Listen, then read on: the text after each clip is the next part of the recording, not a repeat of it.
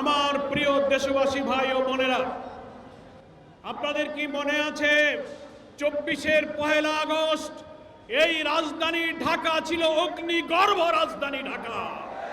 রাস্তায় রাস্তায় ফ্যাসিবাদের পুলিশ বাহিনী, আওয়ামী ক্যাডারদের সাথে বাংলার বীর জনতা, নিরস্ত্র জনতা যুদ্ধে লিপ্ত হয়েছিল। আমরা তখন কারাগারে ছিলাম, জামাত নেতৃবৃন্দ অনেকে। আমরা ভেতর থেকে খবর পাচ্ছিলাম প্রতিদিন শত শত লাশ পড়ছে। নিষ্ঠুর পৈশাচিক উন্মত্ততায়, খুনের রক্তের নেশায় মেতে শেখ হাসিনা, বর্বর হাসিনা মৃত লাশকে পুড়িয়ে আগুনে ছাই করে দিচ্ছিল।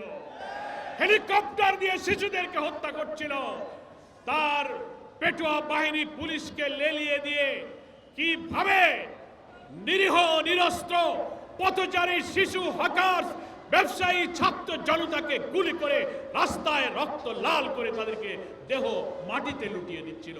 সেই জুলাই বিপ্লবের সুবিধাভোগী বেনিফিশিয়ারি ক্ষমতাসীন বিএনপি জুলাইয়ের চেতনা ভুলে গিয়েছে।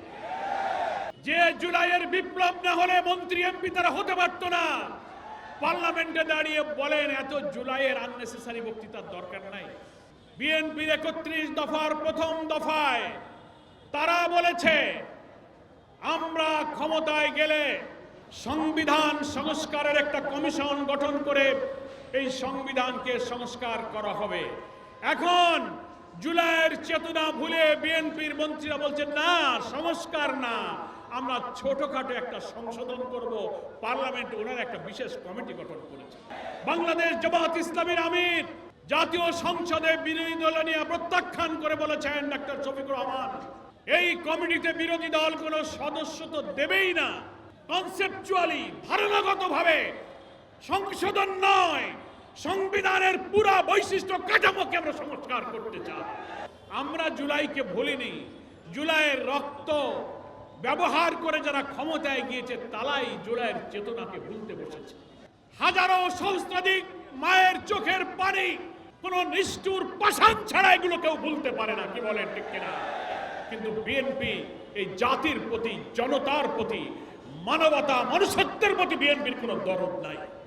জুলাই সনদের 84টি ঐক্যমতের ব্যাপারে সাংবিধানিক, প্রশাসনিক, বিচার ব্যবস্থার, নির্বাচনী ব্যবস্থার, পুলিশ ব্যবস্থার, দুর্নীতি দমন কমিশন সহ 6টি সংস্কারের 84টি প্রস্তাবে জাতীয় সংসদের দক্ষিণ প্লাজায় 2025 সালের 17 অক্টোবর আমরা সব রাজনৈতিক দল একমত হয়ে স্বাক্ষর করেছিলাম। সেই 84টি সংস্কারের গুরুত্বপূর্ণ প্রায় 14-15টি মৌলিক সংবিধানের কাঠামোগত সংস্কারের ব্যাপারে বিএনপি ভিন্নমত পোষণ করে তারা ওই সনদের নোট অফ ডিসেন্ট দিয়েছে। এখন তারা বলে এইগুলো বাদে যা থাকবে তা দিয়ে আমরা জুলাই সনদ মানব। পার্লামেন্টে একজন মন্ত্রী দেখেন না, জুলাই সনদের লাল বই উঁচু করে বলে আমরা অক্ষরে অক্ষরে জুলাই সনদ মানব। শোনেননি? প্রধানমন্ত্রী বলে, মানুষ মনে করে কিরে সরকার তো কয়ে মানব, জামাত 11 দল বলে মানে না। এর রহস্যটা কি?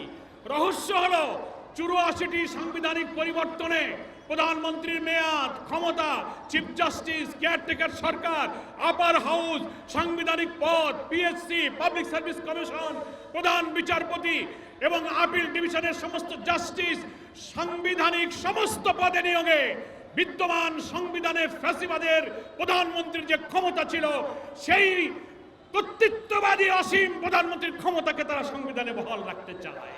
এই জন্য ওইগুলো বাদ দিয়ে যা থাকবে সেটাই ওনারা বলে আমরা সংস্কার নয় সংশোধন করব। তার অর্থ হলো 84টি সংস্কার প্রস্তাবের মৌলিক এই সংবিধানের কাঠামোগত পরিবর্তন না করে আর যা করতে চায় সেটা একেবারে ম্যাটেরিয়াল।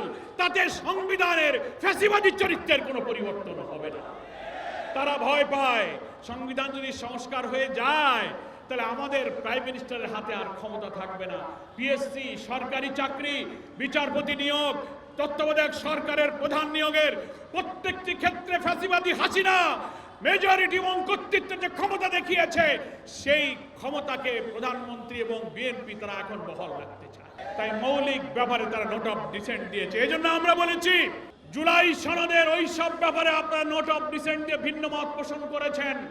কিন্তু তার ভিত্তিতে 2025 সালের 13ই নভেম্বর জুলাই সনদ বাস্তবায়ন আদেশ সংবিধান সংস্কারের জন্য 25 সালের 13ই নভেম্বর একটি প্রেসিডেন্সিয়াল অর্ডার জারি করে বলা হয়েছে এই সংবিধান আদেশের ভিত্তিতে একই দিনে গণভোট, একই দিনে জাতীয় ভোট হবে, একটি সংস্কার পরিষদ হবে, এখানে এমপিরা শপথ নেবে, সংবিধানের সংস্কার হবে, এর মধ্য দিয়ে এই 84টি ঐক্যমতের বিষয়ে সংবিধানের তফসিল অন্তর্ভুক্ত হবে। আপনারা খেয়াল করে দেখবেন বিএনপি কিন্তু বলে শুভঙ্করের ফাঁকি যে আমরা জুলাই সনদ মানবো, কিন্তু একদিনও বলে নাই যে গণভোটের গণরায়কে মানবো। বলছে একদিনও বলে নাই। কেন বলে না? বলে না এই কারণে যে জুলাই সনদে তাদের নোট অফ ডিসেন্ট ভিন্ন মত আছে, কিন্তু গণভোটের যে ব্যালটে 4টি প্রশ্নে আমরা হ্যাঁ বলেছি, ওখানে কোনো নোট অফ ডিসেন্ট নাই, ভিন্ন মত নাই, সবটাতেই জনগণ হ্যাঁ ভোট দিয়েছে।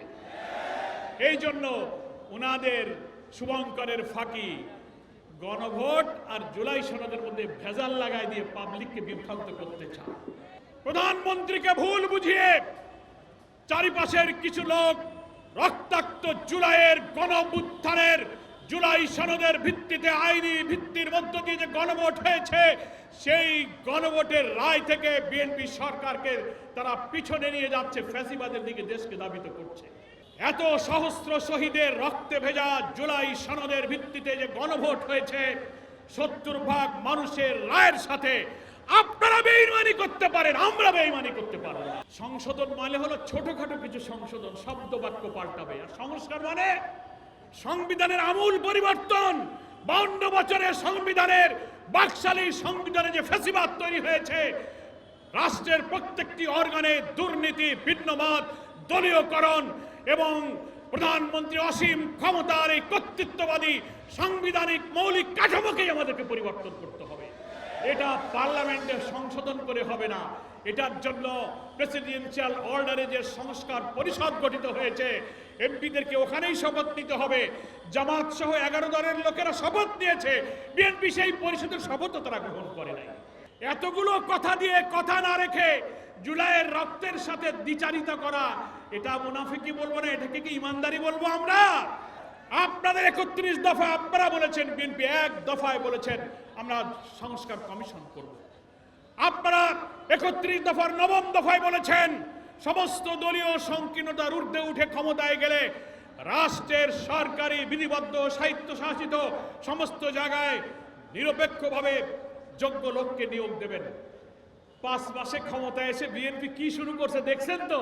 ছাত্রদল, বিএনপি, জেলা পরিষদ, কর্পোরেশন, বড় বড় বিধিবদ্ধ সংস্থায় সব দলীয় লোককে তারা নিয়োগ দিচ্ছে। দুর্নীতিতে, লুটপাটে, চাঁদাবাজিতে, এমপিদের এলাকায় সিন্ডিকেট করে বিরোধী দলের লোকদের কোনো কাজ করতে দিচ্ছে না। তারা খাও দাও ফুর্তি করো, লুটপাটে তারা মেতে উঠেছে। মির্জা ফখরুল ইসলাম ভাই বিএনপির মহাসচিব, আমরা ধন্যবাদ জানাই। 5 মাস বিলম্বে হলেও তিনি একটা সত্য কথা বলেছেন। কি দেখেছেন পত্রিকায়?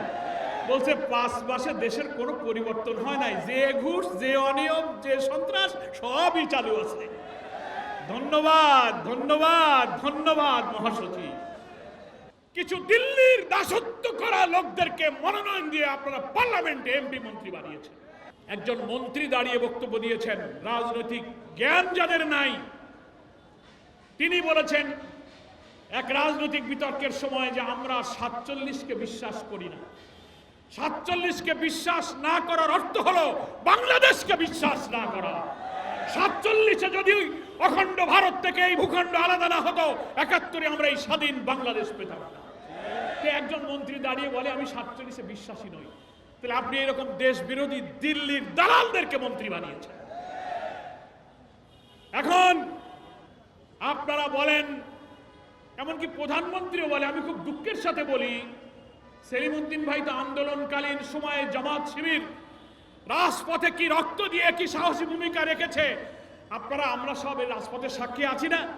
সেই দেশের প্রধানমন্ত্রী 15-16 বছর পরে এসে বলে যে একটা দল গুপ্ত ছিল, তাদের কখনো আন্দোলনে দেখি নাই। কথা কি তারা ঠিক বলেছে? আমরা গুপ্ত ছিলাম না, উত্তাল রক্তের রাজপথে আমরাই দাঁড়িয়েছিলাম। আমাদের নেতারাই ফাঁসিতে ঝুলেছে, গুলি খেয়েছে, শহীদ হয়েছে, কারাবরণ করেছে। আপনাদের মতো আমরা লন্ডন আর শিলংয়ে যাইনি, এই মাটিতেই আমরা ছিলাম। কেন আপনি গুপ্ত বলেন? আপনার মন্ত্রী মিনিস্টার চারিপাশে যারা আছেন তাদের ভুল কথায় ভুল তথ্যে বিভ্রান্ত হবেন না। আজকের দিনে জামাত এবং শিবিরকে নিষিদ্ধ করা হয়েছিল কেন? কারাগারে আমাদেরকে অনেকে প্রশ্ন করেছে, ইন্টেলিজেন্সরা প্রশ্ন করে, বিএনপি কত দল কত লোকই তো আন্দোলন করলো, কিন্তু শেষ মুহূর্তে আপনাদেরকে নিষিদ্ধ করলো কেন? ইন্টেলিজেন্সের সেনা কর্মকর্তাদের অনেক সিনিয়র লোকেরা আমাদের কাছে রিপোর্ট দিয়েছে, নাম বলবো না। শেখ হাসিনার আন্দোলনের শেষ দিনগুলোতে সেনাবাহিনী, র্যাব, পুলিশ সমস্ত লীগের ক্যাডারদের গুলি করে শত শত লাশ যখন পড়তে লাগলো, আন্দোলন থামানো যায় না।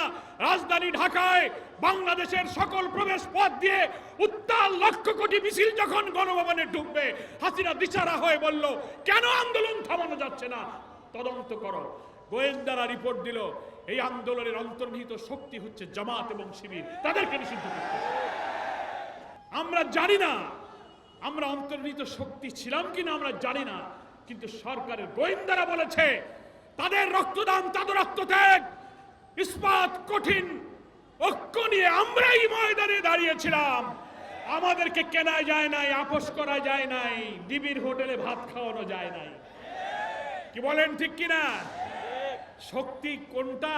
সরকারের গোয়েন্দারা খবর রাখে। এখন ভারতে যে আন্দোলন হইতেছে, তেলাপোকা দলের আন্দোলন হইতেছে না, মারপিট, চিল্লাচিল্লি, এখন ভারতের বিজেপির লোকেরা পশ্চিমবঙ্গের এই সমস্ত নাম আর বললাম না, তারা বলে ভারতের এই আন্দোলনে জামাত শিবিরের মদদ আছে। তাহলে তো বোঝা যায় 24-এর আন্দোলনও জামাত শিবির, ভারতেও জামাত শিবির। আল্লাহ আপনাদের মুখটা আরো বড় করে দিক। আমরা অত শক্তিশালী ভাবি না, কিন্তু সারা দুনিয়ায় জামাত শিবিরকে নিষিদ্ধ করে বাংলাদেশের মৃত্যু ভয়হীন এক অজেয় অপ্রতিরোধ্য শক্তি হিসেবে আমি জামাত শিবিরকে পরিচিত করিয়েছি।